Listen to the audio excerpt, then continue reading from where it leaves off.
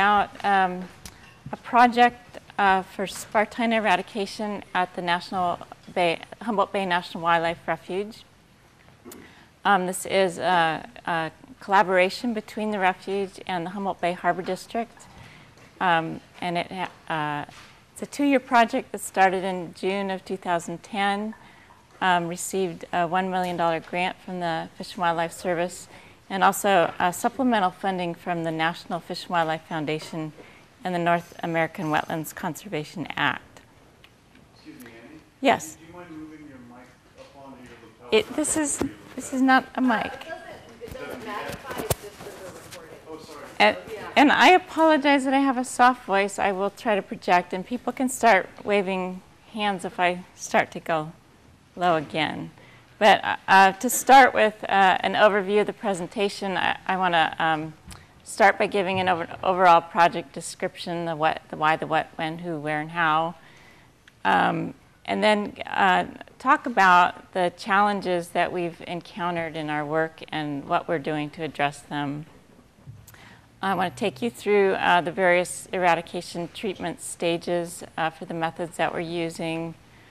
Talk a little bit about the importance of monitoring, and give you some results to date. And it's really more of a progress report as we are still in progress.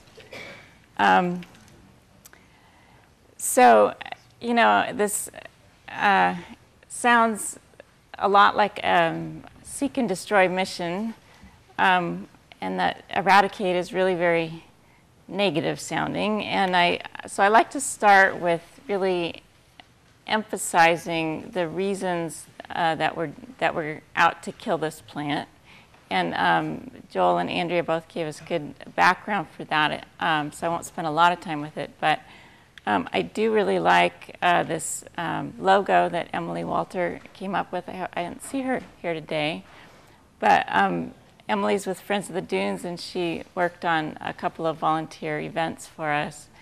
And she came up with the idea of calling this People for Pickleweed. And we had T-shirt, great logo, great to wear to the co-op or around town. People start asking you about what's pickleweed, and you go, well, it's this native plant that grows in the salt marshes around here. And the habitats where it is growing are threatened with continuing encroachment by the Spartina. So that's part of that first part, protecting habitats. And then the areas that are that have been infested to these dense monocultures of Spartina, we are hoping to enhance the native plant communities in these areas. And I use the word enhance. We're not really restoring them, say, to previous historic conditions. We're not really focusing on any other aspect, maybe hydrological alterations. We're focusing on Spartina, which, you know, as Joel pointed out, was recognized as a really major impact on native communities here. And not just the plants, and we're going to hear more about that in talks today, but a lot of the animals and other species that depend on these plants. So with that, thank you to Emily for that positive note. We'll now focus on death and destruction, because our project goals are to eradicate Spartina densiflora from all units of the Humboldt Bay National Wildlife Refuge. What we really want to do is to kill every plant that's out there, eventually, and then go back and make sure they're really dead, and then destroy all of their offspring, and then make sure that they never come back. And I think I mentioned that we had some challenges, and I'll get back to those. But the secondary goal for the project was to demonstrate the use of mechanical methods to eradicate Spartina densiflora over a large area, at least a larger area than has been done. The refuge previously eradicated Spartina from 33 acres up in the Mataber Slough very successfully, with a great recovery by the native community. Let's see. So our project timeline, we started in June 2010, and we're going through May 2012. But the refuge is committed to long-term management after that point. And that really is critical whenever you're planning this kind of project, that you build that into your plan. In terms of project staff, we have, and I will give some credits at the end, but just as an overview, again, staff from the refuge, from the Harbor District. We have a core field crew of 6 members, and they train and supervise our contracted labor crews. And also we've had a few volunteer events where we have some labor there.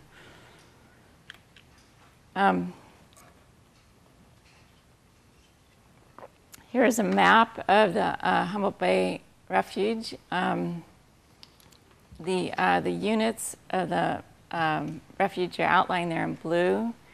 I don't know, do I have something to point with here? Look at that, the mouse, okay.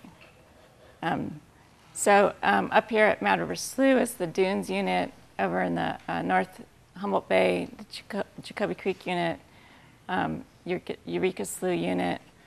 Down in South Bay, we have the White Slough, Salmon Creek, Hookton Slough, and Table Bluff units. And the refuge has over 3,000 acres of land. About 398 of those acres are salt and brackish marsh, which is the habitat that's most suitable for invasion by Spartina. And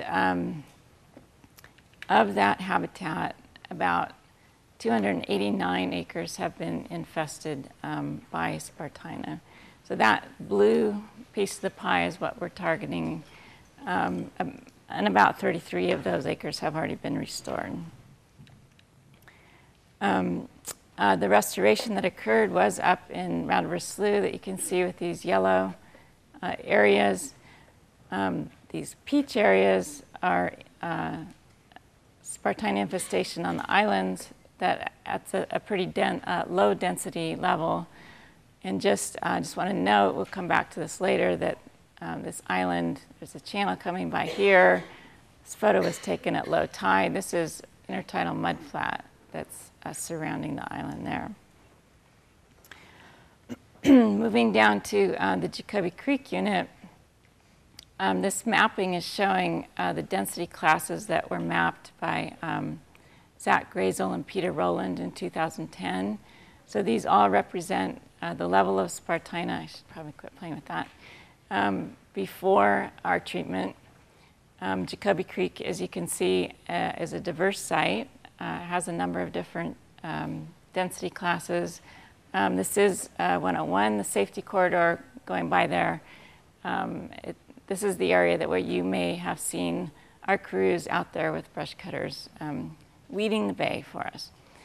And as Andrea mentioned, at the mouth of Jacoby Creek, it appears that we have sediments associated with the outflow from the creek that are depositing here, and it appears that the Spartina has been very successful in colonizing that. We have these large, dense areas near the mouth. This feature that's also dense is a pretty large tidal slough that runs through the site, and this is pretty typical in the lower or moderate density areas. You will find the Spartina lining the channels there. Moving on down to Eureka Slough, this is the bridge just coming over into Eureka. We have, this is where we have the really high density infestations there. And I should mention, if you're not paying attention to the scale bars on these maps, that they're not all at the same scale. This map is showing you quite a bit more area than the previous maps. Just to place yourself, this is 101 if you come down and the off-ramp to go to College of the Redwoods. Right out there we have White Slough. This is an island that was had dense infestation. This portion of the Salmon Creek unit of the refuge has levees around it. So all this marshland is not getting regular tidal inundation. It does have a few brackish spots. We have some spots of Spartina that we need to go in and get. And then we have Hookton Slough that runs down in here. And in here there's a couple of islands that are open to inundation. You can see that we have Spartina all along the edges of the levee. This area in here is called the Salmon Creek Overflow, and it does have a tide gate, so it is possible to manipulate the, and in fact the last two summer seasons, this area has been drained in conjunction with the restoration of Salmon Creek. And then the last of the refuge units is Table Bluff unit. And to access that, you would go out Hookton Road and follow it along. And then it's down at the foot of Table Bluff, and this is South Spit Road that runs out there.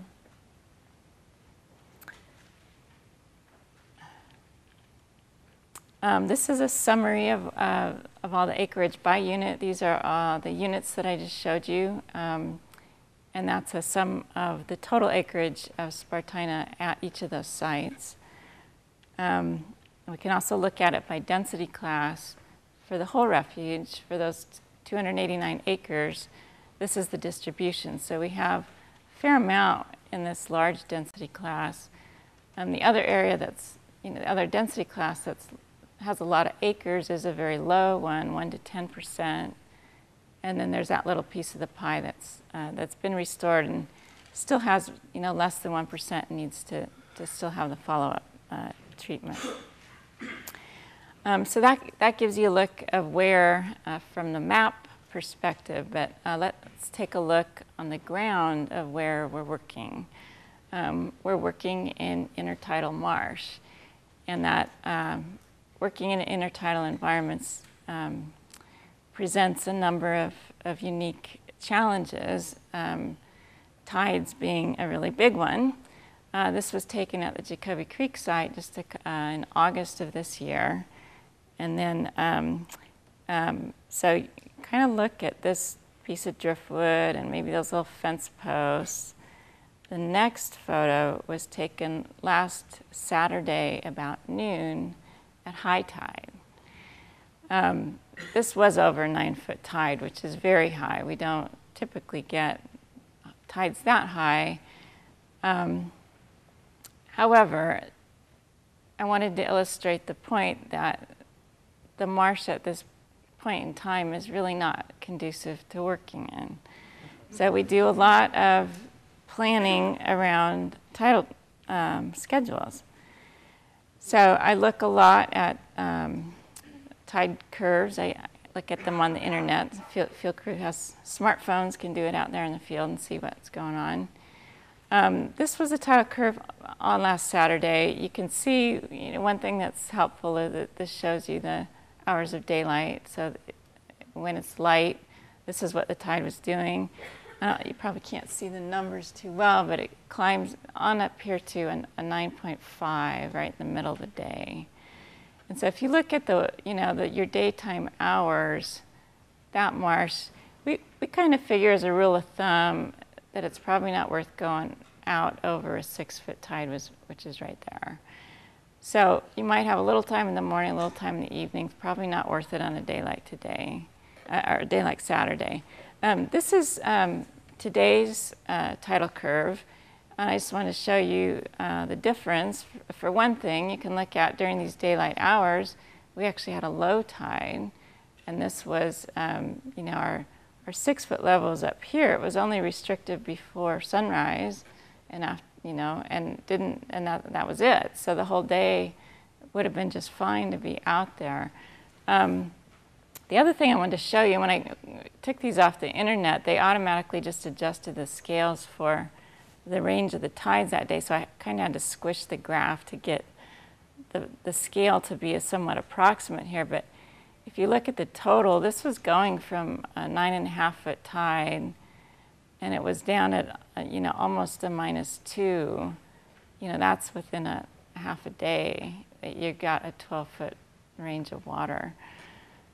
whereas the range that you're getting in this day was like from about 7 to 3, so you get about a 4-foot range.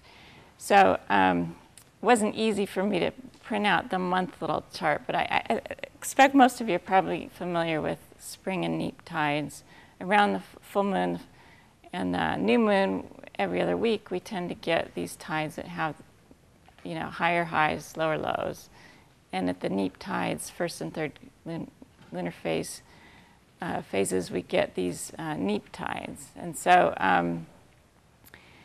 you know, each has its own advantages. If you get this timed right, you might have a low tide, you know, during your working day. At any rate, it's something that has to be really carefully planned for. And what we find is that in terms of the tides in the spring and summer months, and I've defined that here, you know, 5 months of spring, summer, April through August, we can usually get about, you know, count on getting about 4 weeks of work in every month. When you get into the fall and winter, like September through March, it really drops down to about 2 work weeks a month, and that's because every other week we're getting these high tides in the middle of the day, you know, almost every day. And that combined with the weather restrictions, we found that it really doesn't work so well to be out there doing the brush cutter method when with the heavy rains. Let's see. So let's talk a little bit about a strategy for eradication. What we want to do is to maximize our efficacy. So, oh, time's up, like 5 minutes? Okay, I'll go faster. You know, if it's not working, don't do it. Minimize non-target impact. So keep in mind that, you know, people for pickleweed, and we have all those native species that we want to protect out there. And then if you can meet those first 2 goals, you want to optimize your efficiency. We have to consider a number of things, ecological considerations, a lot of the research that Andrea has presented. Based on that, we kind of aim for optimal, but we have a lot of these logistical considerations that we can't ignore, and so we basically do what we can. And, you know, we have a lot of variation among sites, so you really have to look at your site and look at things like substrate, typography, access. Sensitive resources can include species, habitats, cultural resources, or sometimes research plots. So let's, this is another access also relating to the tides. We have Spartina occurring out on islands. So that is intertidal mudflat. That is not the easiest to get across at low tide. You could boat out there at high tide, but you don't want to get out there and have the tide go out and not be able to boat back in. So you can boat to sites. You can walk in the mud using these shoes called mudders. Or here's a site out at Hooked Slough Island. If you look at that, we put up a floating bridge. Now, the way that this is designed on these poles, the bridge will rise and fall with the tides, and it works pretty well. We actually moved this from another site, and it wasn't quite long enough, so we did go back and add those pieces in there. It's kind of a pain to move around, but that's the crew working on that. That is the bridge getting all the way across. I wanted to show you this aerial photo of the Hooked Slough unit. Hooked Slough wraps around in here. We've got those islands there, and you can actually see our little bridge. It's right there, giving people those access to that island. And there's an example of sending crews over those bridges to get out to the work sites. In the work sites, you also might have smaller channels that you might put up, like plank bridges, to get across. We have a number of safety considerations out there, and this slide is dedicated to Heather, who is our safety guru in the field, so that every person that comes on our site before they operate a brush cutter gets to hear a gory story about permanent disfigurement from a brush cutter injury. So we make sure that everybody knows about that. And just being out in the marsh, the terrain is uneven, the mud is slippery. You can get cut off by a channel if the tide comes in. For road conditions, 101 was an example of an area where there's a lot of traffic there. We had to put out some safety cones and shoulder closure signs. There's sometimes seasonal limitations with roads, like some of our levee roads that are dirt, a little too slick when they're wet to get out there. Training, here's Luke training a Ccc crew. That's one of the ways that we try to ensure safety. Some of those folks have been with us, had been with us before when we're out to work, and Luke's talking to the new folks. One of the things that we do for safety is require that the workers space themselves out, and that is because when they use this grind method, which is using the brush cutter to go below the surface of the ground, you get lots of mud fragments coming up. And we have a little sign on the back that says stay 50 feet apart. They're wearing shoulder harnesses, they're wearing helmets, they're wearing face shields and safety goggles on there. Another look at the grind technique. One of the challenges of doing a mow with the brush cutters is that you do generate a rack. Raking is very labor intensive. We've gone to a method where we can use the brush cutter to sort of mulch the material. Time's up. Oh dear. Okay, so do we want to wrap it up here? Should I go on quickly through a few more? If there's not burning questions, take. Oh, okay. All right. Okay. Okay, so yeah, I could flash through a few things here. At rocky substrates, the last slide, in standing water, we sometimes use shovels. There's a volunteer event where we had lots of shoveling going on. Andrea showed you that. This is the Eureka Slough. Andrea talked about that. And the porta pots, I was going to mention, all those times I'm out there, we always have the porta pots, but I never think take a picture of them. Put in a picture of what we're trying to protect by having the porta pots out there. And we also try to protect those habitats by putting pathways for the labor crews through these areas so they don't trample them. The stages are, we want to get the adult plants, we want to go back, get the resprouts, we want to get the seedlings when they come up. After that, it's going to need some more spot treatment. Seed suppression can be used as an interim measure, and revegetation if necessary. So you get shots of primary treatment, and that's in a dense area. This gives you a view of resprouts coming back in. This is a look at seedlings coming back in, torching the seedlings. And this was a situation we ran into last at Jacoby Creek when in August, these plants were approaching seed set, so we made a decision. We were clearing all this area, made a decision to go to just a seed suppression on the rest of it and knock them down and mow them. There's some pickleweed coming back in one of our sites, saltgrass coming back. You got to do your monitoring, tells you what's going on out there. It's how much area we treated once, it's how much area we treated twice. This is, in the green is how much we've treated by density class. And these are some numbers that are results of our monitoring plots, basically showing you in 1 year that the Spartina declined at Jacoby Creek. The other species didn't do a whole lot. Total vegetation cover, mostly we're just taking out the Spartina.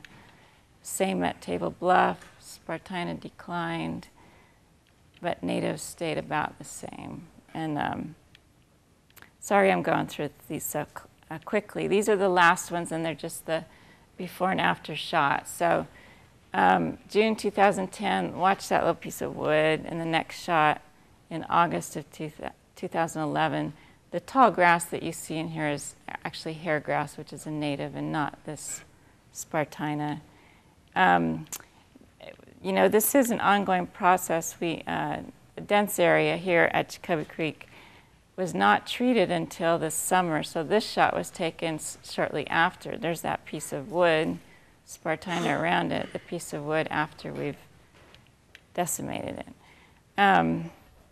Table Bluff, July of 2010, Spartina Clemson here, there's the channel. A year later, you still have some bare areas, but the natives are coming back in. And Salmon Creek Overflow, Spotty Spartina, that's right after, and that's one season after with the plants coming back in. I think that's about it, to give acknowledgments to all those folks and the field crew. And I think that I've hopefully answered questions and sufficiently, or you can talk to me afterwards and we'll let the next person on. Yeah, thank you.